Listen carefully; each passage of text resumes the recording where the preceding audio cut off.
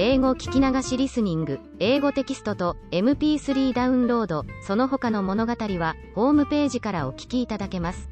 88thpp.com 88thpp.com Chapter 16. Diana is invited to tea with tragic results. October was a beautiful month at Green Gables, when the birches in the hollow turned as golden as sunshine and the maples behind the orchard were royal crimson and the wild cherry trees along the lane put on the loveliest shades of dark red and bronzy green, while the fields sunned themselves in aftermaths. Anne reveled in the world of color about her. "Oh, Arilla," she exclaimed one Saturday morning, coming dancing in with her arms full of gorgeous boughs, "I'm so glad I live in a world where there are Octobers. It would be terrible if we just skipped from September to November, wouldn't it? Look at these maple branches. Don't they give you a thrill, several thrills? I'm going to decorate my room with them." "Messy things?" said Marilla, whose aesthetic sense was not noticeably developed. "You clutter up your room entirely too much with out-of-door stuff, Anne. Bedrooms were made to sleep in." "Oh, and dream in too, Marilla. And you know one can dream so much better in a room where there are pretty things. I'm going to put these boughs in the old blue jug and set them on my table. Mind you don't drop leaves all over the stairs then. I'm going on a meeting of the Aid Society at Carmody this afternoon, and I won't likely be home before dark. You'll have to get Matthew and Jerry their supper, so mind you don't forget to put the tea to draw until you sit down at the table as you did last time." "It was dreadful of me to forget," said Anne apologetically, "but that was the afternoon I was trying to think of a name for Violet Vale and it crowded other things out. Matthew was so good. He never scolded a bit. He put the tea down himself and said we could wait a while as well as not. And I told him a lovely fairy story while we were waiting, so he didn't find the time long at all. It was a beautiful fairy story, Marilla. I forgot the end of it, so I made up an end for it myself and Matthew said he couldn't tell where the join came in. Matthew would think it all right, Anne, if you took a notion to get up and have dinner in the middle of the night. But you keep your wits about you this time. And I don't really know if I'm doing right, it may make you more addlepated than ever, but you can ask Diana to come over and spend the afternoon with you and have tea here." "Oh, Rilla." Anne clasped her hands. "How perfectly lovely. You are able to imagine things after all, or else you'd never have understood how I've longed for that very thing.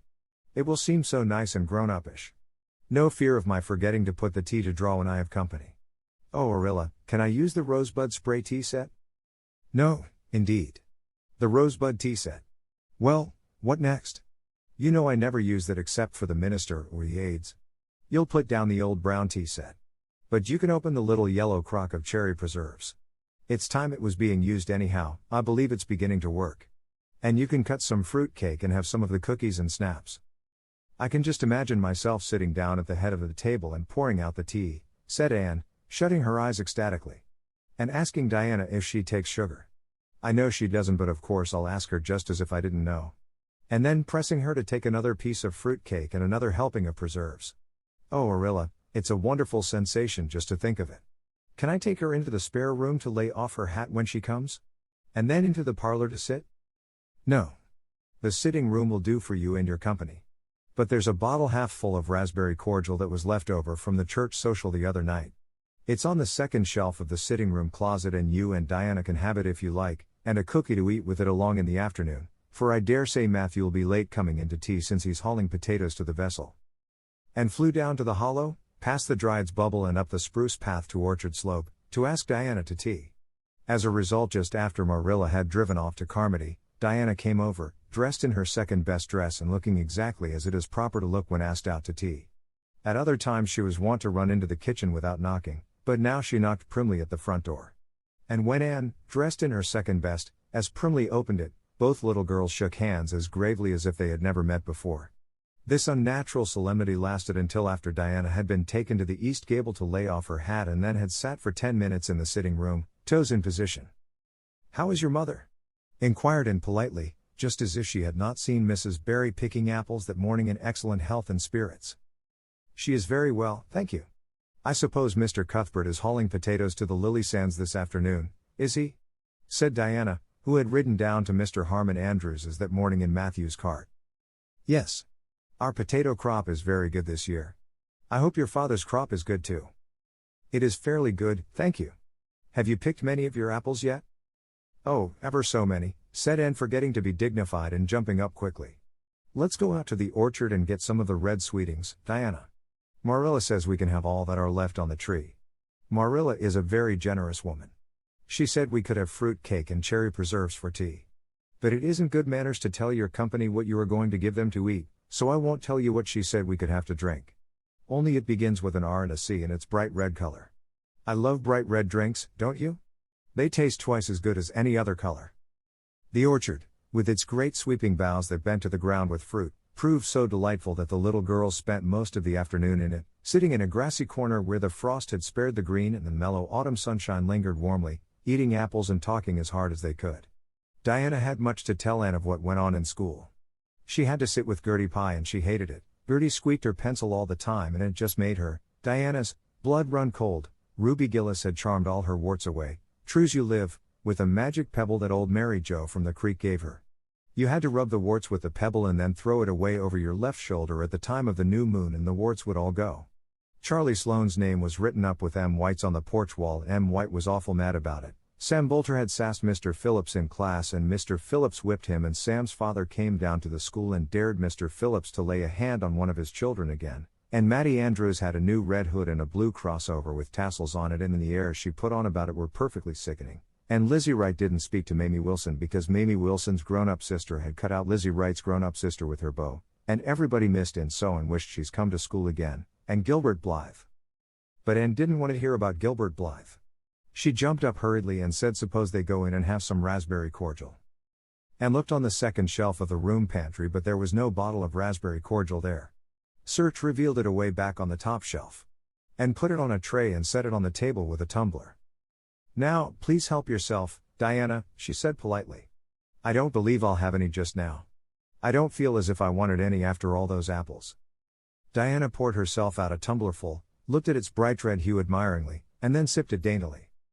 That's awfully nice raspberry cordial, Anne, she said. I didn't know raspberry cordial was so nice. I'm real glad you like it. Take as much as you want. I'm going to run out and stir the fire up. There are so many responsibilities on a person's mind when they're keeping house, isn't there? When Anne came back from the kitchen, Diana was drinking her second glassful of cordial, and, being entreated thereto by Anne, she offered no particular objection to the drinking of a third. The tumblerfuls were generous ones and the raspberry cordial was certainly very nice. The nicest I ever drank, said Diana. It's ever so much nicer than Mrs. Lynde's, although she brags of hers so much. It doesn't taste a bit like hers. I should think Marilla's raspberry cordial would probably be much nicer than Mrs. Lynde's, said Anne loyally. Marilla is a famous cook. She is trying to teach me to cook but I assure you, Diana, it is uphill work.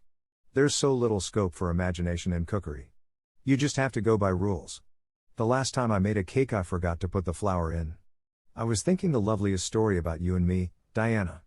I thought you were desperately ill with smallpox and everybody deserted you, but I went boldly to your bedside and nursed you back to life, and then I took the smallpox and died and I was buried under those poplar trees in the graveyard and you planted a rose bush by my grave and watered it with your tears, and you never forgot the friend of your youth who sacrificed her life for you. Oh, it was such a pathetic tale, Diana. The tears just rained down over my cheeks while I mixed the cake. But I forgot the flour and the cake was a dismal failure. Flour is so essential to cakes, you know. Marilla was very cross and I don't wonder. I'm a great trial to her. She was terribly mortified about the pudding sauce last week. We had a plum pudding for dinner on Tuesday and there was half the pudding and a pitcherful of sauce left over. Marilla said there was enough for another dinner and told me to set it on the pantry shelf and cover it. I meant to cover it just as much as could be, Diana. But when I carried it in I was imagining I was a nun. Of course I'm a Protestant but I imagined I was a Catholic, taking the veil to bury a broken heart in cloistered seclusion, and I forgot all about covering the pudding sauce. I thought of it next morning and ran to the pantry. Diana, fancy if you can my extreme horror at finding a mouse drowned in that pudding sauce. I lifted the mouse out with a spoon and threw it out in the yard and then I washed the spoon in 3 waters. Marilla was out milking and I fully intended to ask her when she came in if I'd give the sauce to the pigs. But when she did come in I was imagining that I was a frost fairy going through the woods turning the trees red and yellow, whichever they wanted to be, so I never thought about the pudding sauce again and Marilla sent me out to pick apples. Well, Mr. and Mrs. Chester Ross from Spencervale came here that morning. You know they are very stylish people, especially Mrs. Chester Ross. When Marilla called me in dinner was all ready and everybody was at the table. I tried to be as polite and dignified as I could be, for I wanted Mrs. Chester Ross to think I was a ladylike little girl even if I wasn't pretty. Everything went right until I saw Marilla coming with the plum pudding in one hand and the pitcher of pudding sauce warmed up, in the other. Diana, that was a terrible moment. I remembered everything and I just stood up in my place and shrieked out, Marilla, you mustn't use that pudding sauce. There was a mouse drowned in it. I forgot to tell you before. Oh, Anna, I shall never forget that awful moment if I live to be 100. Mrs. Chester Ross just looked at me and I thought I would sink through the floor with mortification. She is such a perfect housekeeper, and fancy what she must have thought of us. Marilla turned red as fire, but she never said a word. Then she just carried that sauce and pudding out and brought in some strawberry preserves. She even offered me some, but I couldn't swallow a mouthful. It was like heaping coals of fire on my head.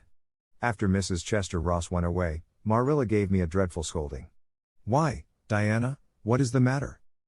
Diana had stood up very unsteadily, then she sat down again, putting her hands to her head.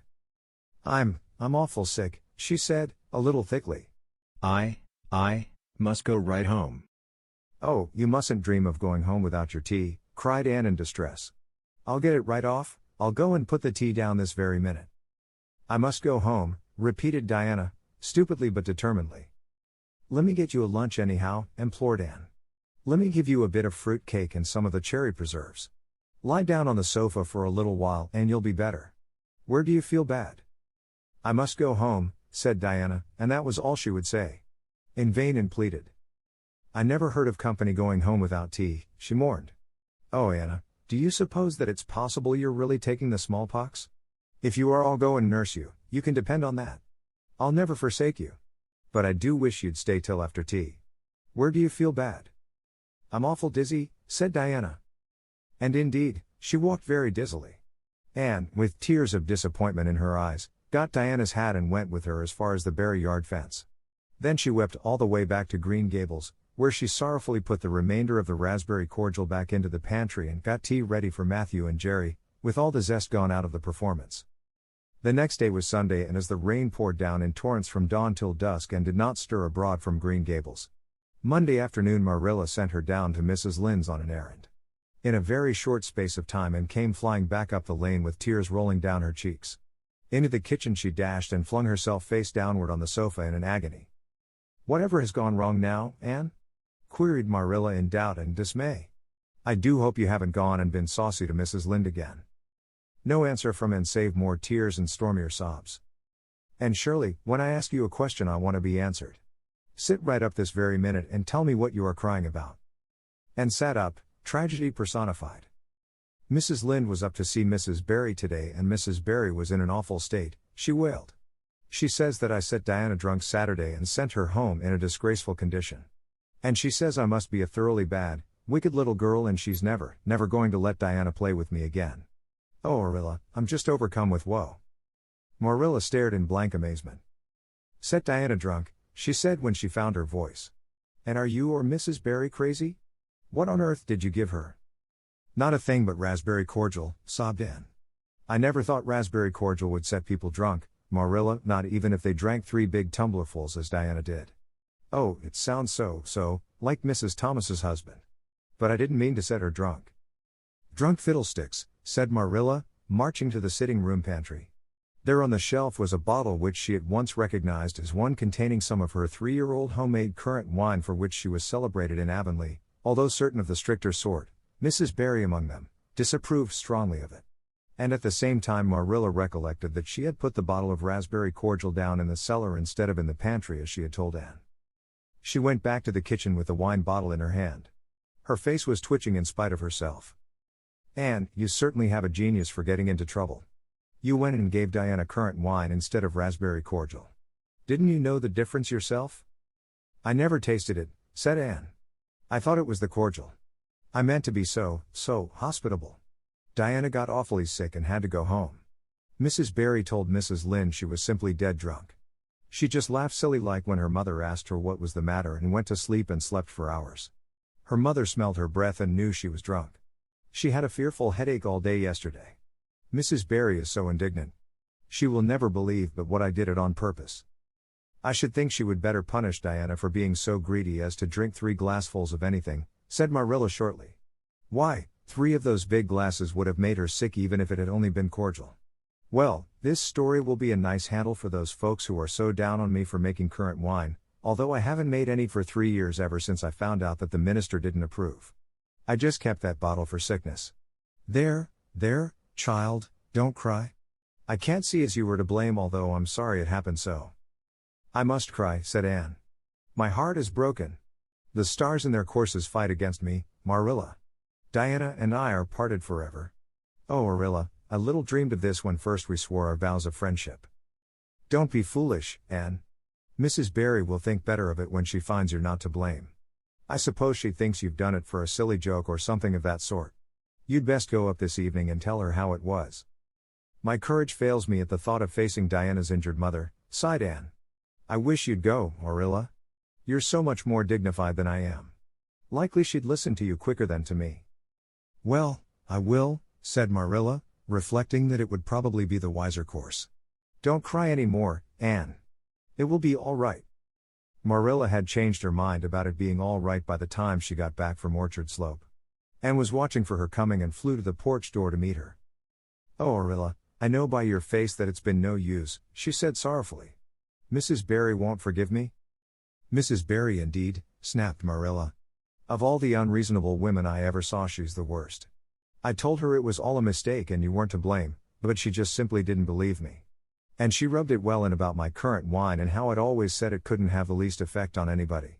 I just told her plainly that currant wine wasn't meant to be drunk 3 tumblerfuls at a time, and that if a child I had to do with was so greedy I'd sober her up with a right good spanking. Marilla whisked into the kitchen, grievously disturbed, leaving a very much distracted little soul in the porch behind her.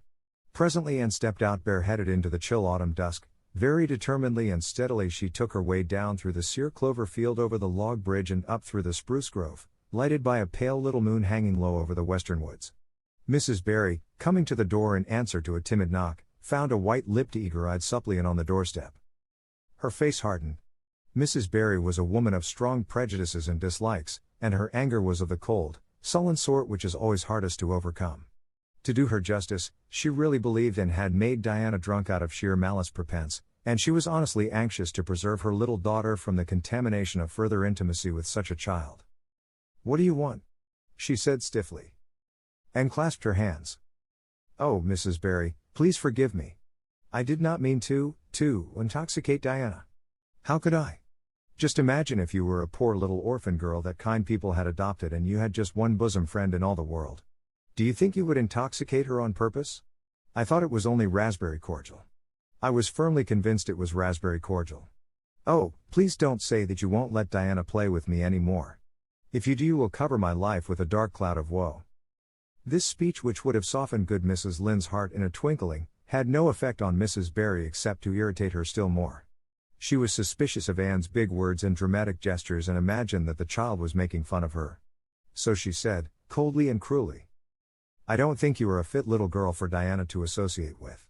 You'd better go home and behave yourself. Anne's lips quivered. Won't you let me see Diana just once to say farewell? She implored. Diana has gone over to Carmody with her father, said Mrs. Barry, going in and shutting the door. And went back to Green Gables calm with despair. My last hope is gone, she told Marilla. I went up and saw Mrs. Barry myself and she treated me very insultingly. Marilla, I do not think she is a well-bred woman. There is nothing more to do except to pray, and I haven't much hope that that'll do much good because, Marilla, I do not believe that God himself can do very much with such an obstinate person as Mrs. Barry. Anne, you shouldn't say such things, rebuked Marilla, striving to overcome that unholy tendency to laughter which she was dismayed to find growing upon her. And indeed, when she told the whole story to Matthew that night, she did laugh heartily over Anne's tribulations. But when she slipped into the east gable before going to bed and found that Anne had cried herself to sleep, an unaccustomed softness crept into her face. Poor little soul, she murmured, lifting a loose curl of hair from the child's tear-stained face. Then she bent down and kissed the flushed cheek on the pillow. Chapter 17. A new interest in life. The next afternoon Anne, bending over her patchwork at the kitchen window, happened to glance out and beheld Diana down by the Dryad's bubble beckoning mysteriously. In a trice Anne was out of the house and flying down to the hollow, astonishment and hope struggling in her expressive eyes. But the hope faded when she saw Diana's dejected countenance. Your mother hasn't relented? she gasped. Diana shook her head mournfully. No, and oh, Anne, she says I'm never to play with you again. I've cried and I told her it wasn't your fault, but it wasn't any use. I had ever such a time coaxing her to let me come down and say goodbye to you. She said I was only to stay 10 minutes and she's timing me by the clock. 10 minutes isn't very long to say an eternal farewell in, said Anne tearfully. Oh, Anna, will you promise faithfully never to forget me, the friend of your youth, no matter what dearer friends may caress thee? Indeed I will, sobbed Diana, and I'll never have another bosom friend, I don't want to have. I couldn't love anybody as I love you. Oh, Anna, cried Anne, clasping her hands, do you love me? Why, of course I do. Didn't you know that? No. Anne drew a long breath. I thought you liked me of course, but I never hoped you loved me. Why, Diana, I didn't think anybody could love me. Nobody ever has loved me since I can remember. Oh, this is wonderful. It's a ray of light which will forever shine on the darkness of a path severed from thee, Diana. Oh, just say it once again. I love you devotedly, Anne, said Diana staunchly, and I always will, you may be sure of that. And I will always love thee, Diana, said Anne, solemnly extending her hand. In the years to come thy memory will shine like a star over my lonely life, as that last story we read together says. Diana, wilt thou give me a lock of thy jet-black tresses and parting to treasure forevermore? Have you got anything to cut it with? Queried Diana, wiping away the tears which Anne's affecting accents had caused to flow afresh, and returning to practicalities. Yes. I've got my patchwork scissors in my apron pocket fortunately, said Anne. She solemnly clipped one of Diana's curls. Fare thee well, my beloved friend. Henceforth we must be as strangers though living side by side. But my heart will ever be faithful to thee. Anne stood and watched Diana out of sight, mournfully waving her hand to the latter whenever she turned to look back. Then she returned to the house, not a little consoled for the time being by this romantic parting. It is all over, she informed Marilla. I shall never have another friend. I'm really worse off than ever before, for I haven't Katie Maurice and Violetta now. And even if I had it wouldn't be the same. Somehow, little dream girls are not satisfying after a real friend. Diana and I had such an affecting farewell down by the spring. It will be sacred in my memory forever. I used the most pathetic language I could think of and said thou and thee. Thou and thee seem so much more romantic than you. Diana gave me a lock of her hair and I'm going to sew it up in a little bag and wear it around my neck all my life. Please see that it is buried with me, for I don't believe I'll live very long. Perhaps when she sees me lying cold and dead before her Mrs. Barry may feel remorse for what she has done and will let Diana come to my funeral. I don't think there is much fear of your dying of grief as long as you can talk, Anne, said Marilla unsympathetically. The following Monday Anne surprised Marilla by coming down from her room with her basket of books on her arm and hip and her lips primmed up into a line of determination. I'm going back to school, she announced. That is all there is left in life for me, now that my friend has been ruthlessly torn from me. In school I can look at her and muse over days departed. You'd better muse over your lessons and sums, said Marilla, concealing her delight at this development of the situation. If you're going back to school I hope we'll hear no more of breaking slates over people's heads and such carryings on. Behave yourself and do just what your teacher tells you. I'll try to be a model pupil, agreed Anne dolefully. There won't be much fun in it, I expect. Mr. Phillips said Minnie Andrews was a model pupil and there isn't a spark of imagination or life in her. She is just dull and poky and never seems to have a good time. But I feel so depressed that perhaps it will come easy to me now. I'm going round by the road. I couldn't bear to go by the birch path all alone. I should weep bitter tears if I did. Anne was welcomed back to school with open arms. Her imagination had been sorely missed in games, her voice in the singing and her dramatic ability in the perusal aloud of books at dinner hour.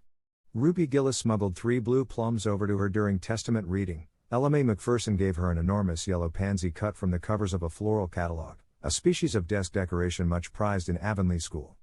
Sophia Sloane offered to teach her a perfectly elegant new pattern of knit lace, so nice for trimming aprons. Katie Bolter gave her a perfume bottle to keep slate water in, and Julia Bell copied carefully on a piece of pale pink paper scalloped on the edges the following effusion. When twilight drops her curtain down and pins it with a star, remember that you have a friend though she may wander far. It's so nice to be appreciated, sighed Anne rapturously to Marilla that night. The girls were not the only scholars who appreciated her.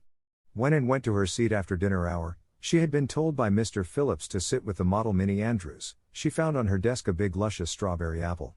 Anne caught it up all ready to take a bite when she remembered that the only place in Avonlea where strawberry apples grew was in the old Blythe orchard on the other side of the Lake of Shining Waters.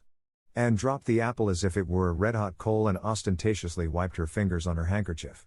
The apple lay untouched on her desk until the next morning, when little Timothy Andrews, who swept the school and kindled the fire, annexed it as one of his perquisites. Charlie Sloane's slate pencil, gorgeously bedizened with striped red and yellow paper, costing 2 cents where ordinary pencils cost only 1, which he sent up to her after dinner hour, met with a more favorable reception. Anne was graciously pleased to accept it and rewarded the donor with a smile which exalted that infatuated youth straightway into the seventh heaven of delight and caused him to make such fearful errors in his dictation that Mr. Phillips kept him in after school to rewrite it. But as the Caesar's pageant shorn of Brutus' bust did but of Rome's best son remind her more, so the marked absence of any tribute or recognition from Diana Barry, who was sitting with Gertie Pye, embittered Anne's little triumph. Diana might just have smiled at me once, I think, she mourned to Marilla that night. But the next morning a note most fearfully and wonderfully twisted and folded, and a small parcel were passed across to Anne. Dear Anne, ran the former. Mother says I'm not to play with you or talk to you even in school. It isn't my fault and don't be cross at me, because I love you as much as ever. I miss you awfully to tell all my secrets to, and I don't like Gertie Pye one bit. I made you one of the new bookmarkers out of red tissue paper. They are awfully fashionable now and only 3 girls in school know how to make them. When you look at it, remember your true friend, Diana Barry. And read the note, kiss the bookmark, and dispatched a prompt reply back to the other side of the school. My own darling Diana. Of course I am not cross at you because you have to obey your mother. Our spirits can commune. I shall keep your lovely present forever. Minnie Andrews is a very nice little girl, although she has no imagination, but after having been Diana's bosom friend I cannot be Minnie's. Please excuse mistakes because my spelling isn't very good yet, although much improved. Yours until death us do part. Anne or Cordelia Shirley. P.S. I shall sleep with your letter under my pillow tonight. A. Or C.S. Marilla pessimistically expected more trouble since Anne had again begun to go to school. But none developed. Perhaps Anne caught something of the model spirit from Minnie Andrews, at least she got on very well with Mr. Phillips thenceforth. She flung herself into her studies heart and soul, determined not to be outdone in any class by Gilbert Blythe. The rivalry between them was soon apparent. It was entirely good-natured on Gilbert's side, but it is much to be feared that the same thing cannot be said of Anne, who had certainly an unpraiseworthy tenacity for holding grudges. She was as intense in her hatreds as in her loves. She would not stoop to admit that she meant to rival Gilbert in schoolwork, because that would have been to acknowledge his existence, which Anne persistently ignored, but the rivalry was there and honors fluctuated between them. Now Gilbert was head of the spelling class, now Anne, with a toss of her long red braids, spelled him down. One morning Gilbert had all his sums done correctly and had his name written on the blackboard on the roll of honor. The next morning Anne, having wrestled wildly with decimals the entire evening before, would be first. One awful day they were ties and the names were written up together. It was almost as bad as a take notice, and Anne's mortification was as evident as Gilbert's satisfaction. When the written examinations at the end of each month were held, the suspense was terrible. The first month Gilbert came out 3 marks ahead. The second Anne beat him by 5. But her triumph was marred by the fact that Gilbert congratulated her heartily before the whole school. It would have been ever so much sweeter to her if he had felt the sting of his defeat. Mr. Phillips might not be a very good teacher, but a pupil so inflexibly determined on learning as Anne was could hardly escape making progress under any kind of teacher. By the end of the term Anne and Gilbert were both promoted into the 5th class and allowed to begin studying the elements of the branches by which Latin, geometry, French, and algebra were meant. In geometry Anne met her Waterloo. It's perfectly awful stuff, Marilla, she groaned. I'm sure I'll never be able to make head or tail of it.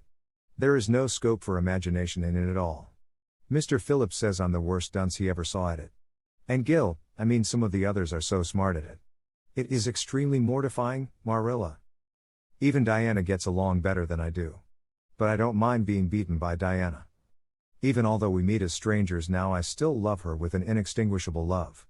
It makes me very sad at times to think about her. But really, Marilla, one can't stay sad very long in such an interesting world, can one? Chapter 18. Anne to the rescue. All things great are wound up with all things little. At first glance it might not seem that the decision of a certain Canadian premier to include Prince Edward Island in a political tour could have much or anything to do with the fortunes of little Anne Shirley at Green Gables. But it had.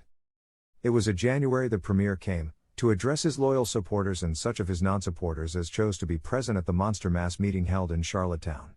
Most of the Avonlea people were on Premier's side of politics, hence on the night of the meeting nearly all the men and goodly proportion of the women had gone to town 30 miles away.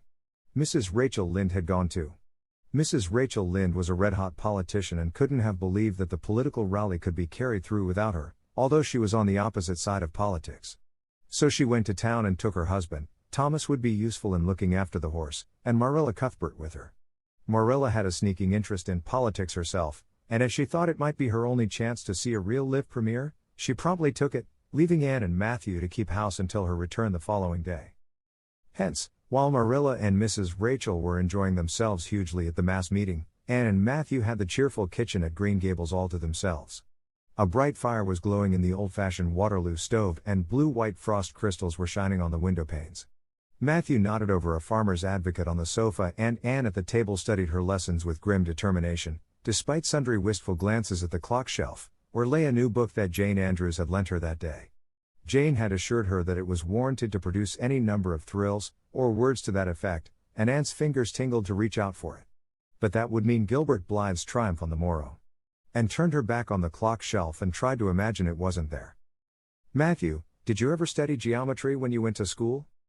Well now, no, I didn't, said Matthew, coming out of his doze with a start. I wish you had, sighed Anne, because then you'd be able to sympathize with me. You can't sympathize properly if you've never studied it. It is casting a cloud over my whole life. I'm such a dunce at it, Matthew. Well now, I dunno, said Matthew soothingly. I guess you're all right at anything. Mr. Phillips told me last week in Blair's store at Carmody that you was the smartest scholar in school and was making rapid progress. Rapid progress was his very words. There's them as runs down Teddy Phillips and says he ain't much of a teacher, but I guess he's all right. Matthew would have thought anyone who praised Anne was all right. I'm sure I'd get on better with geometry if only he wouldn't change the letters, complained Anne. I learn the proposition off by heart and then he draws it on the blackboard and puts different letters from what are in the book and I get all mixed up. I don't think a teacher should take such a mean advantage, do you? We're studying agriculture now and I've found out at last what makes the roads red. It's a great comfort.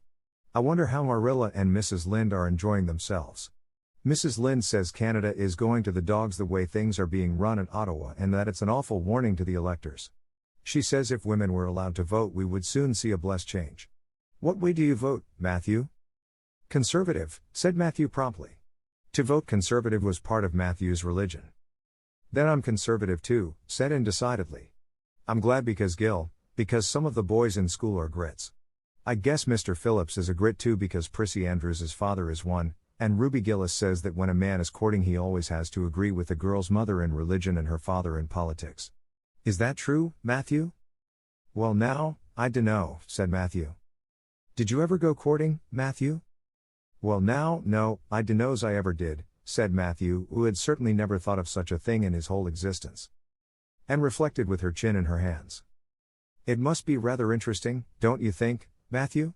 Ruby Gillis says when she grows up she's going to have ever so many bows on the string and have them all crazy about her, but I think that would be too exciting. I'd rather have just one in his right mind.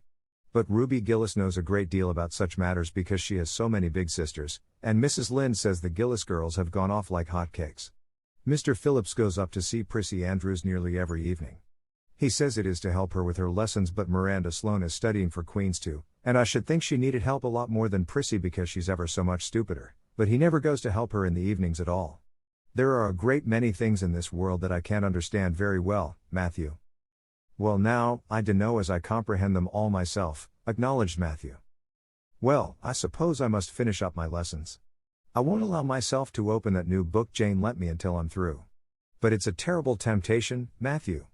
Even when I turn my back on it I can see it there just as plain. Jane said she cried herself sick over it. I love a book that makes me cry. But I think I'll carry that book into the sitting room and lock it in the jam closet and give you the key. And you must not give it to me, Matthew, until my lessons are done, not even if I implore you on my bended knees. It's all very well to say resist temptation, but it's ever so much easier to resist it if you can't get the key. And then shall I run down the cellar and get some russets, Matthew? Wouldn't you like some russets? Well now, I dunno but what I would, said Matthew, who never ate russets but knew Anne's weakness for them. Just as Anne emerged triumphantly from the cellar with her plateful of russets came the sound of flying footsteps on the icy boardwalk outside. In the next moment the kitchen door was flung open and in rushed Diana Barry, white-faced and breathless, with a shawl wrapped hastily around her head. Anne promptly let go of her candle and plate in her surprise, and plate, candle, and apples crashed together down the cellar ladder and were found at the bottom embedded in melted grease, the next day, by Marilla, who gathered them up and thanked mercy the house hadn't been set on fire. "Whatever is the matter, Diana?" cried Anne. "Has your mother relented at last?" "Oh, Anne, do come quick," implored Diana nervously. "Minnie May is awful sick, she's got croup. Young Mary Jo says, and father and mother are away to town and there's nobody to go for the doctor. Minnie May is awful bad and young Mary Jo doesn't know what to do, and oh, Anne, I'm so scared." Matthew, without a word, reached out for cap and coat, slipped past Diana and away into the darkness of the yard. "He's gone to harness the sorrel mare to go to Carmody for the doctor," said Anne, who was hurrying on hood and jacket. "I know it as well as if he'd said so. Matthew and I are such kindred spirits I can read his thoughts without words at all." "I don't believe he'll find the doctor at Carmody," sobbed Diana. "I know that Dr. Blair went to town and I guess Dr. Spencer would go too. Young Mary Jo never saw anybody with croup and Mrs. Lynde is away." "Oh, don't cry, Dee," said Anne cheerily. "I know exactly what to do for croup. You forget that Mrs. Hammond had twins 3 times. When you look after 3 pairs of twins you naturally get a lot of experience. They all had croup regularly.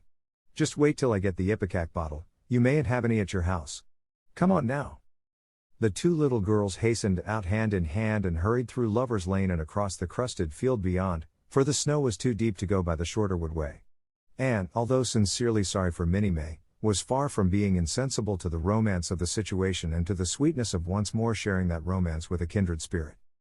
The night was clear and frosty, all ebony of shadow and silver of snowy slope. Big stars were shining over the silent fields. Here and there the dark pointed firs stood up with snow powdering their branches and the wind whistling through them. And thought it was truly delightful to go skimming through all this mystery, a loveliness with your bosom friend who had been so long estranged. Minnie May, aged 3, was really very sick. She lay on the kitchen sofa feverish and restless, while her hoarse breathing could be heard all over the house. Young Mary Jo, a buxom, broad-faced French girl from the creek, whom Mrs. Barry had engaged to stay with the children during her absence, was helpless and bewildered, quite incapable of thinking what to do, or doing it if she thought of it. And went to work with skill and promptness. "Minnie May has croup all right, she's pretty bad, but I've seen them worse. First we must have lots of hot water. I declare, Diana, there isn't more than a cupful in the kettle. There, I've filled it up, and, Mary Jo, you may put some wood in the stove.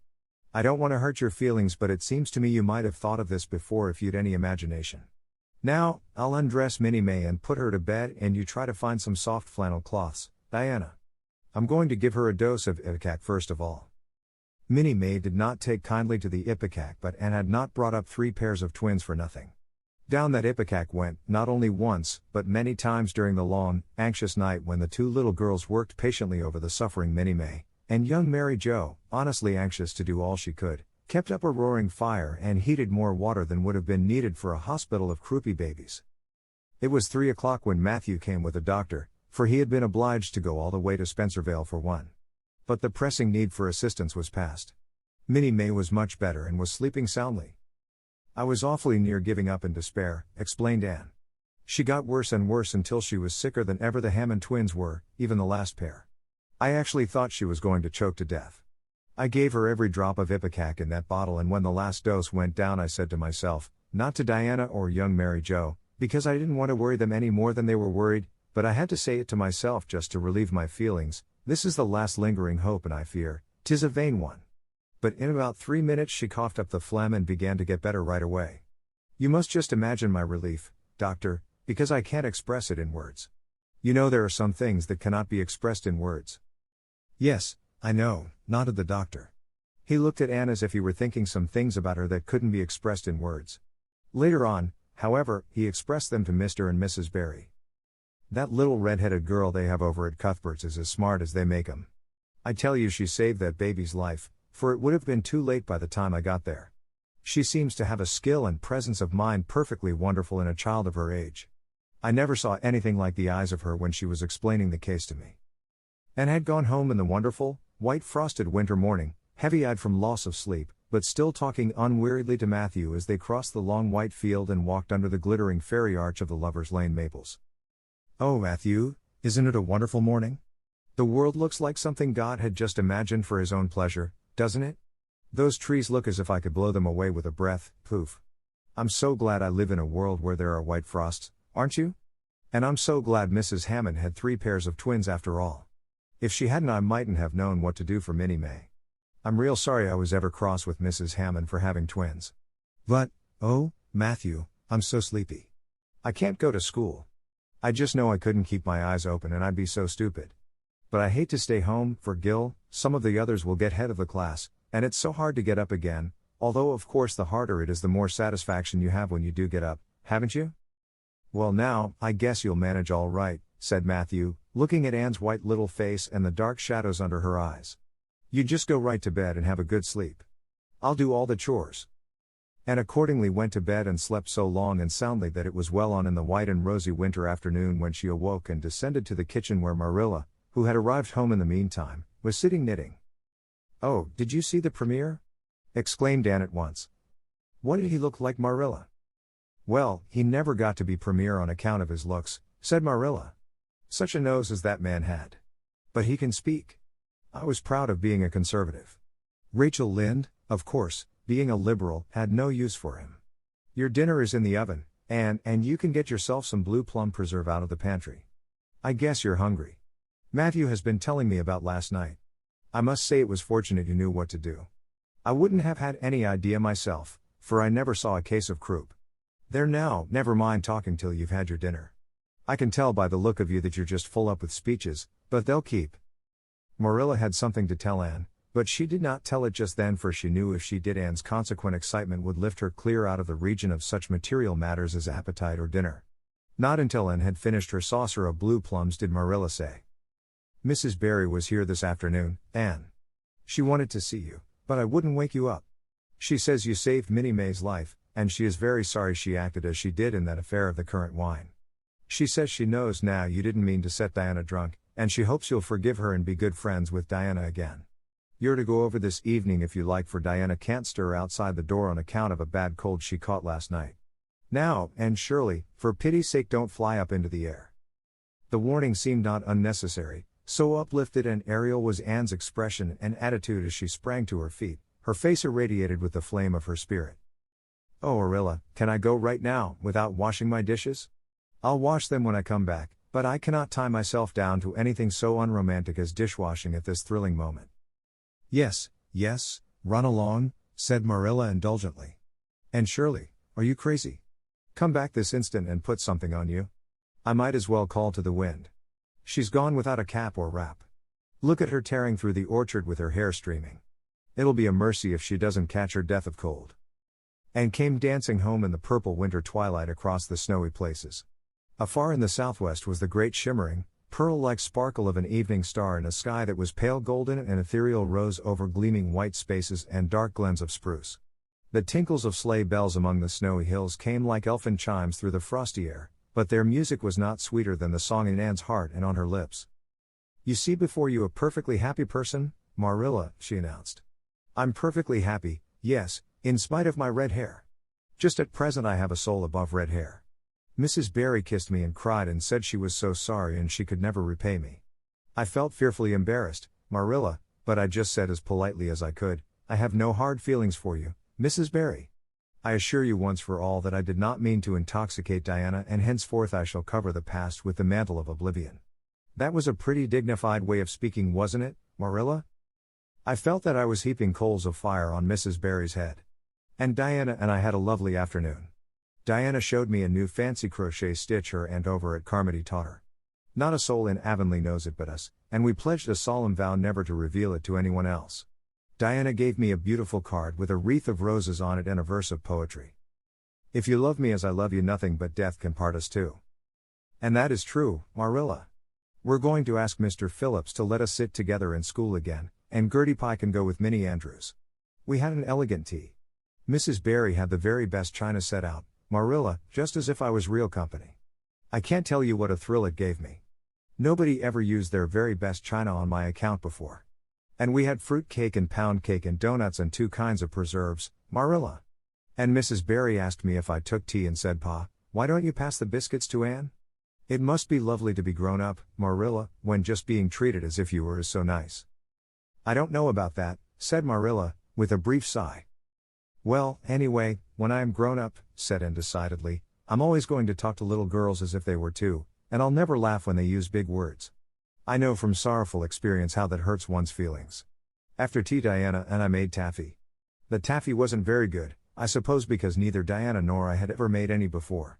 Diana left me to stir it while she buttered the plates and I forgot and let it burn, and then when we set it out on the platform to cool, the cat walked over one plate and that had to be thrown away.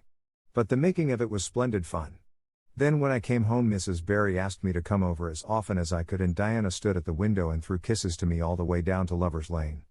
I assure you, Marilla, that I feel like praying tonight, and I'm going to think out a special brand new prayer in honor of the occasion.